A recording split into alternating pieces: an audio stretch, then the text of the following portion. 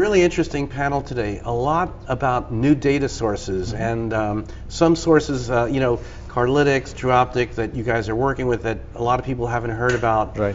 What are sort of the exciting things about data that's driving addressable TV?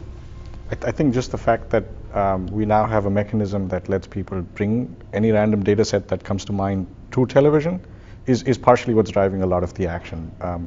Historically, it would be difficult because addressable TV is so much more efficient on the back end in terms of driving return on investment.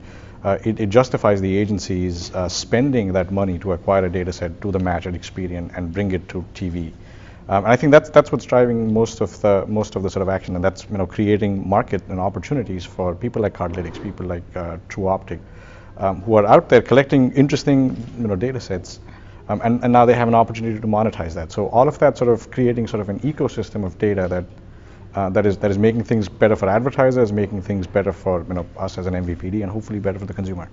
And tell us about your work with Experian, how that go a little bit deep on that. Yeah, perfect. So I think Experian was the first. So Dish is a big marketer, and so our organic data set for our own marketing efforts was not Experian.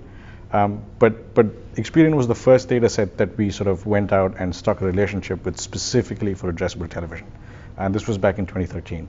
And since then, the business has only grown. It's sort of essentially doubled year over year. It's doubled for us. It's doubled with respect to Experian. And they've been great partners. They've been excellent partners on both the targeting side, on the measurement side.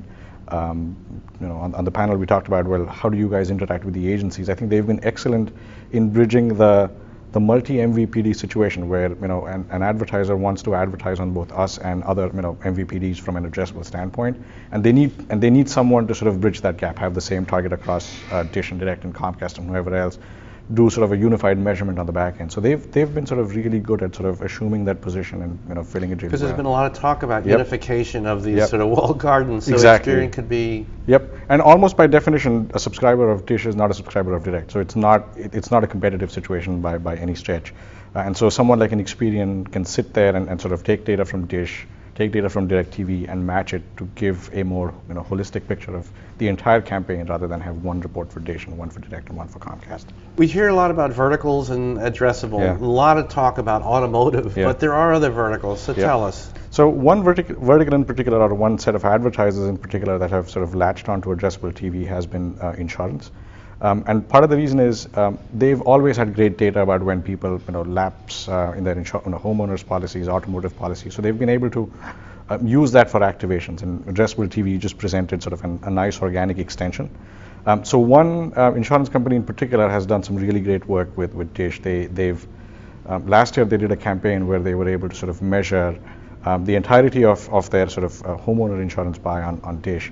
But they also had a specific need for motorcycle insurance. People who are either motorcycle owners or might be motorcycle owners is a target that they were able to identify rather well. Their challenge was, how do we reach them efficiently on TV? Because it's such a small portion of the total US, it doesn't make sense to buy national TV for it. In the absence of an addressable activation, they were buying national TV anyways. And what they were getting was, they were really smart with their buy. So they were getting just about 100% reach on who they went out, but they were hitting those people with less than one impression a week. So they were getting the right reach, but they were not getting the right frequency.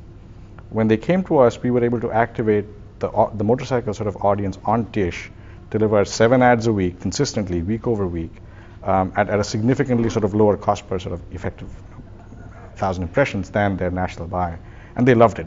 And they've come back this year with a more sophisticated test, trying to see if they can identify upfront who's likely to not see that ad, and then can we target just those people on the addressable platform and sort of heavy up on impressions there. So they've been sort of insurance has been a great client. They've come back year after year, and they've really sort of pushed the envelope on some of the execution. And other verticals that are bubbling up, or I think politicals. This year's a political year. I think that's a good vertical. That sort of again, the political data shops have Obama in 2008 apparently started this whole data-driven political advertising, and in 2012.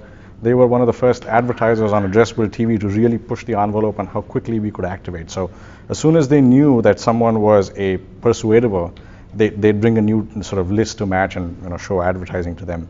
That's going to be sort of big this year too. So political is a big vertical for us. Automotive, as we talked about earlier, is a big vertical. Tune-in tends to be a big vertical too, because it's pretty easy to identify who's likely to watch a particular show.